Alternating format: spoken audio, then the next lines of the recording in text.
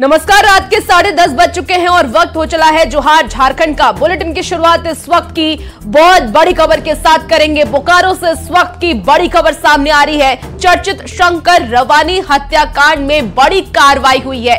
हथियारों का जखीरा बरामद हुआ।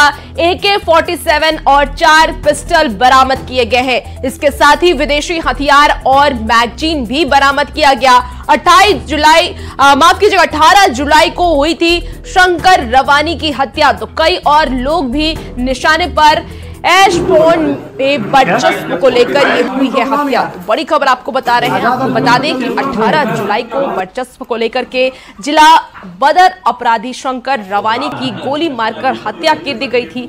इस मामले में बोकारो पुलिस ने पटना के कुख्यात अपराधी विकास सिंह और अमित मुखिया गिरोह के हथियारों का जखीरा बरामद किया।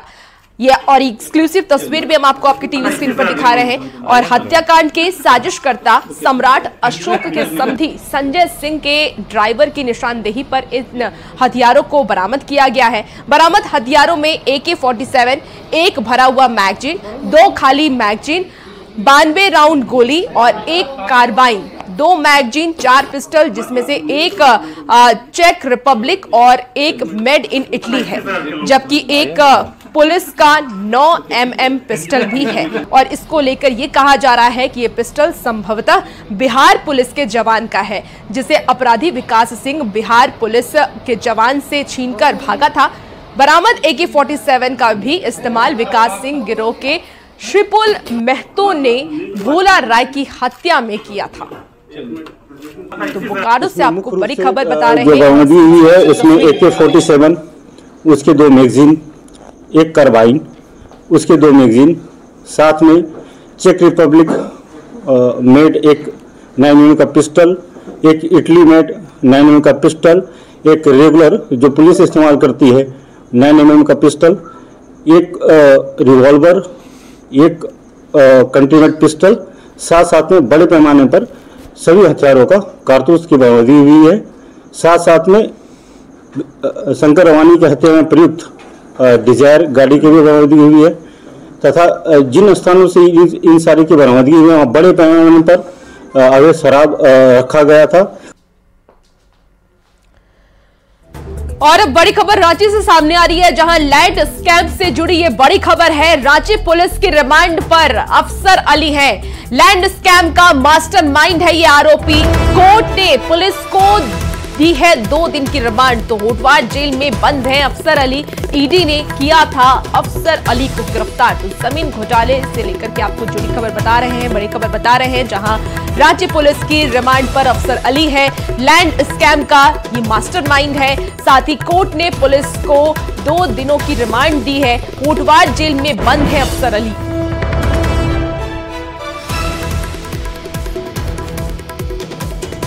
तो बड़ी खबर आपको रांची से बता रहे हैं, जहां लैंड स्कैम से जुड़ी ये बड़ी खबर। रांची पुलिस की रिमांड पर अफसर अली है। लैंड स्कैम का ये मास्टरमाइंड बताए जा रहे हैं। कोर्ट ने पुलिस को 2 दिनों की रिमांड दी है। होटवार जेल में बंद है फिलहाल अफसर अली और ईडी ने किया था अफसर अली को गिरफ्तार। तो बड़ी जानकारी आपको जमीन घोटाले मामले से जुड़ी हुई दे रहे हैं। रांची से ये बड़ी खबर सामने आ रही है, लैंड स्कैम से जुड़ी ये बड़ी खबर, जहां आपको बता दें कि रांची पुलिस की रिमांड पर अफसर अली है। लैंड स्कैम का ये मास्टरमाइंड बताए जा रहे थे। लैंड स्कैम मामले को लेकर के लगातार ईडी की कार्रवाई चल रही है और ये देखिए बड़ी जानकारी।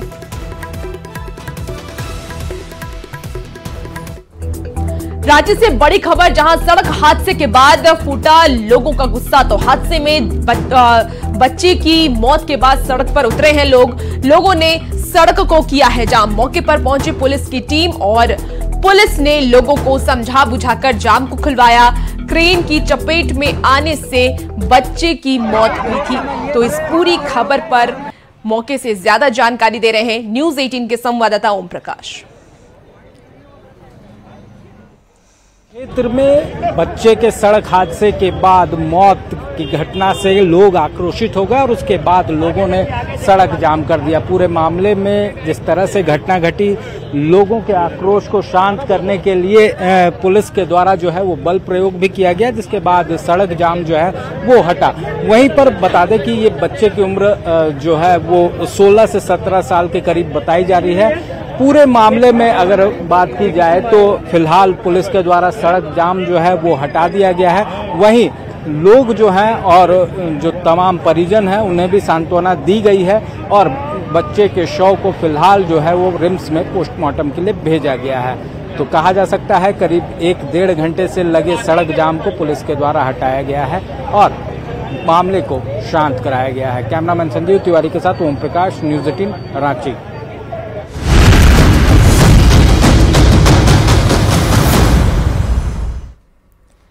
और अब रुख सियासत की खबर करेंगे। झारखंड विधानसभा चुनाव में सीट शेयरिंग को लेकर के माथापच्ची इंडिया गठबंधन के साथ साथ एनडीए में भी जारी है। चर्चा है कि दिल्ली में इसको लेकर एनडीए के घटक दलों की बैठक जल्द हो सकती है। ऐसे में सवाल यह है कि फॉर्मूला आखिर क्या होगा, क्योंकि अब सरयू राय ने भी जेडीयू के रास्ते गठबंधन में एंट्री मार ली है। देखिए रिपोर्ट।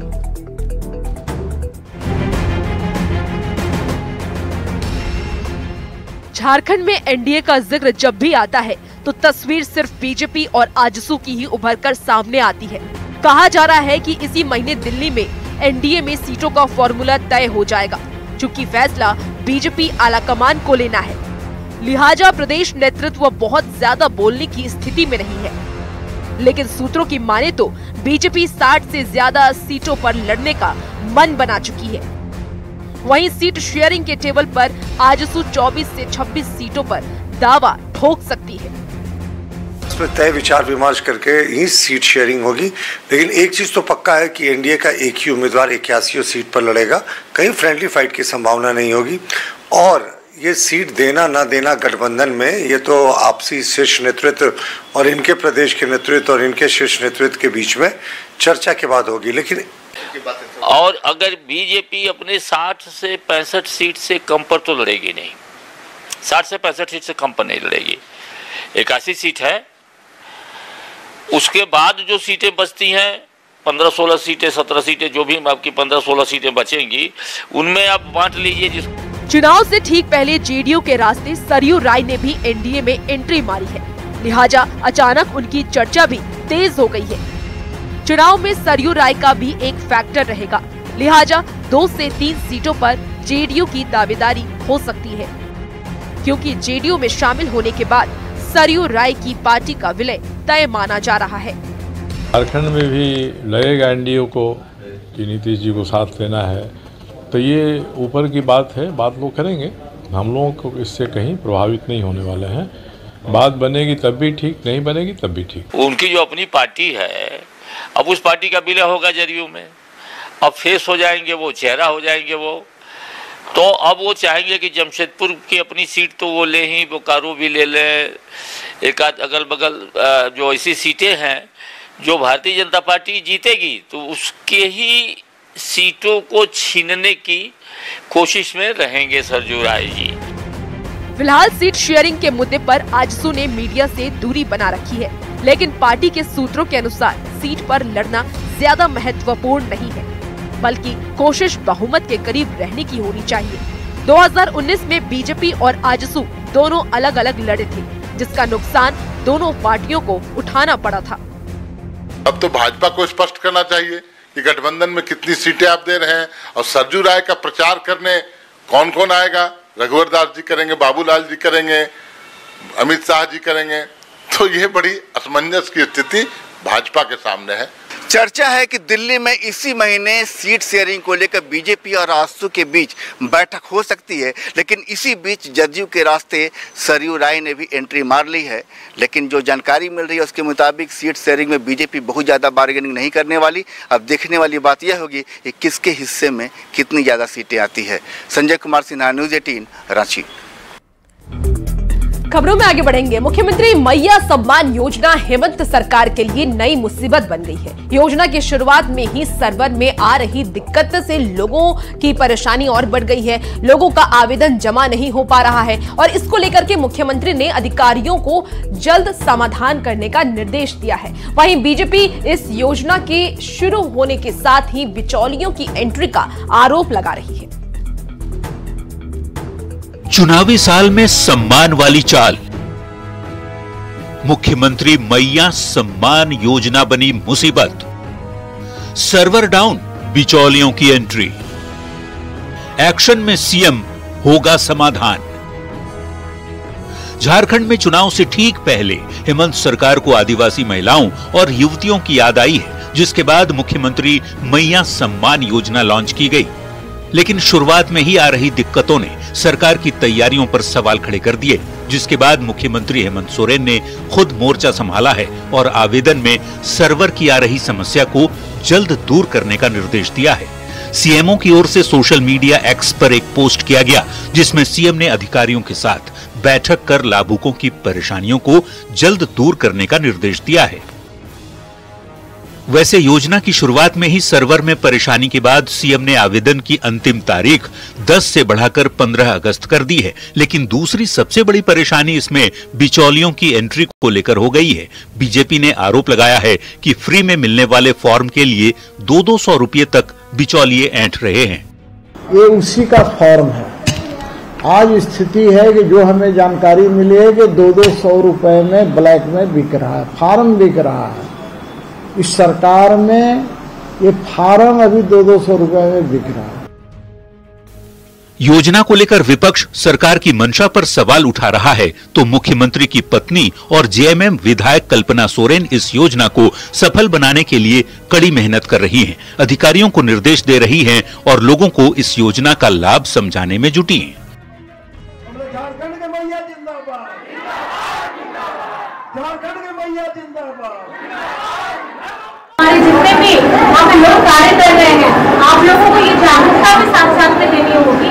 तो बहुत ज्यादा नहीं शब्द कहते हुए आप इस योजना से जुड़िए। कुछ टेक्निकल फ्लॉज आ जा रहे हैं, ये समाधान हो गया है, वहाँ मीटिंग हो चुकी है। इधर जमशेदपुर पूर्वी से विधायक और जेडीयू नेता सरयू राय ने हेमंत सरकार की इस योजना का स्वागत किया है, लेकिन योजना को लेकर हो रही परेशानियों को लेकर आवेदन की तारीख 20 अगस्त तक बढ़ाने की मांग भी की है। अब मैंने खुद उनको टैग किया कि वही एक तो आप 10 अगस्त से इसको समय आगे बढ़ गए, 20 अगस्त तक करिए। डीसी को भी मैंने बात किया, सुविधाएं दीजिए। सबसे कठिनाई क्या है कि जो सर्वर है वो सर्वर ही काम नहीं करता है। चुनाव में जाने से पहले मुख्यमंत्री हेमंत सोरेन ने जो चाल चली थी वो उल्टी पड़ती दिख रही है। सियासी वार पलटवार के बीच सेंटर्स पर लाभार्थियों की लंबी लंबी कतारें दिख रही हैं। घंटों इंतजार के बाद भी फॉर्म अपलोड नहीं हो रहा। वहीं योजना के नियमों को लेकर भी लोगों में कंफ्यूजन जैसी स्थिति देखने को मिल रही है। Bureau report, news 18। और अब आइए आपको बताते हैं कि मुख्यमंत्री मैया सम्मान योजना क्या है और कौन इसका लाभ उठा सकते हैं। तो 21 साल से 50 साल तक की महिलाओं को इसका लाभ मिलेगा। हर महीने 1000 रुपए सरकार देगी। लाभुकों की आय सालाना 8 लाख रुपए से ज्यादा नहीं हो, ये भी उसमें निश्चित किया गया है। साथ ही लाभुकों का बैंक खाता आधार से जुड़ा होना जरूरी, परिवार का नाम होना उसमें जरूरी है। झारखंड राज्य अंत्योदय योजना में होना चाहिए। गुलाबी, पीली, सफेद या हरा कार्ड होना जरूरी है। इसके साथ ही पंचायतों में लग रहे शिविर या आंगनबाड़ी केंद्र में फॉर्म जमा करना है। सरकारी सेवा, कॉन्ट्रैक्ट कर्मी, पेंशन भोगी, ईपीएफ धारी योग्य नहीं है इसके लिए। इसके साथ ही आवेदन की जांच के आधार पर राशि जारी होगा। झारखंड में उत्पाद विभाग के 583 पदों पर बहाली की जाएगी। बहाली को लेकर के झारखंड पुलिस मुख्यालय में एडीजी की अध्यक्षता में बैठक बुलाई गई। परीक्षा केंद्रों पर सीसीटीवी और मेडिकल की व्यवस्था को लेकर बैठक में समीक्षा की गई। बता दें कि उत्पाद विभाग में बहाली के लिए 7 केंद्र बनाए गए हैं, जिनमें कुल 5,13,832 अभ्यर्थियों का फिजिकल टेस्ट किया जाएगा। मुख्य रूप से जो 7 केंद्र शारीरिक परीक्षा के लिए, शारीरिक दक्षता की जांच के लिए बनाए गए हैं, उन सभी केंद्रों पर लगभग 5 लाख से ज़्यादा अभ्यर्थियों की जो है शारीरिक दक्षता की जांच की जाएगी, जिसमें मुख्य रूप से झारखंड जगवार टेंडर ग्राम, पुलिस केंद्र गिरिडीह, चियाकी हवाई अड्डा पलामू मेदिनीनगर, JAPTC पद्मा, CTC मुसाबनी, जैप9 साहेबगंज इत्यादि स्थलों को जो है चिन्हित किया गया है। राजधानी रांची में डायल 112 के रिस्पांस टाइम को और भी ज्यादा बेहतर करने के लिए पुलिस मुख्यालय में डीजीपी ने समीक्षा की। इस दौरान डीजीपी ने डायल 112 के प्रचार प्रसार करने का भी निर्देश दिया है। आईजी अभियान और पुलिस प्रवक्ता ने बताया कि डायल 112 को और भी बेहतर और धारदार करने को लेकर के डीजीपी की तरफ से दिशा निर्देश दिए गए हैं और इसके प्रति जागरूकता के लिए स्कूल कॉलेज में विशेष कैंप लगाने के निर्देश भी दिए गए हैं। प्रोग्राम है, उसकी समीक्षा पुलिस महानिदेशक महोदय के द्वारा आज पुलिस मुख्यालय में की गई। मुख्य जो समीक्षा के फोकस जिन पर महानिदेशक महोदय के द्वारा समीक्षा की गई वो ये था कि डायल 112 का जो प्रचार प्रसार है, इसके बारे में जो जागरूकता है वो और किस तरीके से बेहतर तरीके से हो सके, उस पर काफी फोकस दिया गया। और इसी बीच इस वक्त की बड़ी खबर रांची से सामने आ रही है। कांके डैम से मिला युवक का शव। तो बड़ी खबर आपको बता रहे हैं, हत्या कर शव को डैम में फेंका गया है, इसकी जानकारी मिल पा रही है। मौके पर पुलिस पहुंच चुकी है। अज्ञात युवक की पहचान करने में जुटी है पुलिस। तो मामले की जांच में पुलिस जुट गई है। शव मिलने से इलाके में सनसनी फैली हुई है। रांची से आपको बड़ी खबर बता रहे हैं। बता दें आपको कि रांची से इस वक्त की बड़ी खबर, जहां अज्ञात युवक की पहचान करने में पुलिस जुटी हुई है। कांके डैम से मिला है युवक का शव।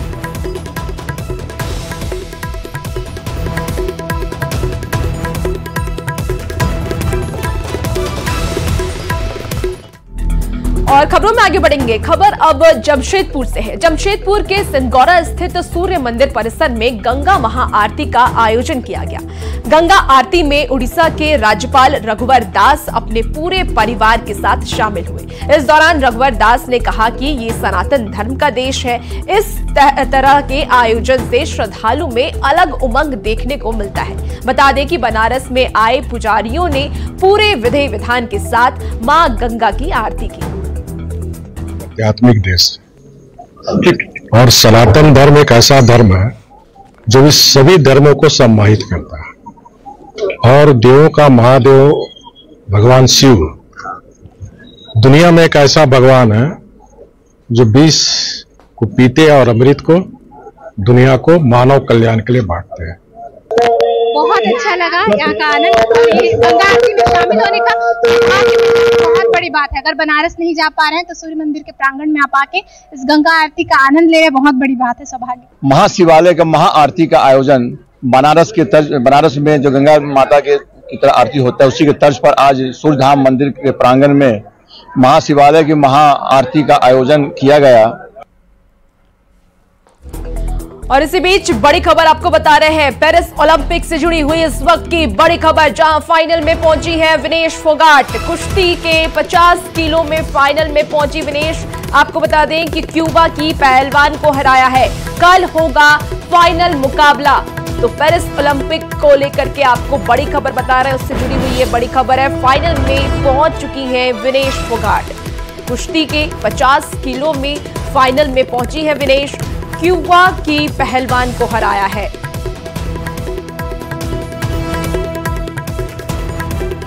और आपको बता दें कि कल फाइनल मुकाबला होना है। तो कल का दिन बेहद ही दिलचस्प होने वाला है। कल का दिन सभी के लिए बहुत ही यादगार भी होगा अगर कल फिर से भारत इसमें अपना परचम लहराता है।